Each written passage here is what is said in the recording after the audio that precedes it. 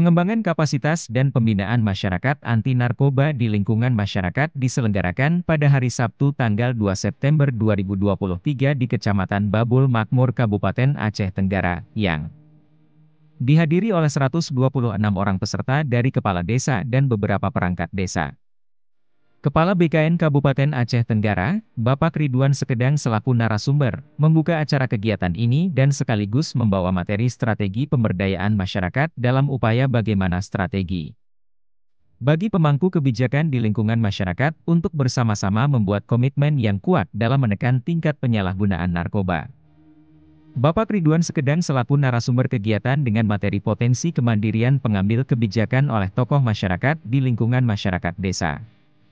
dan melakukan kampanye dalam bentuk sosialisasi pelaksanaan tes urin secara berkala sebagai langkah antisipasi dini, serta menyiapkan materi anti narkoba pada bahan ajar dengan tujuan meningkatkan kewaspadaan bagi masyarakat akan bahaya narkoba.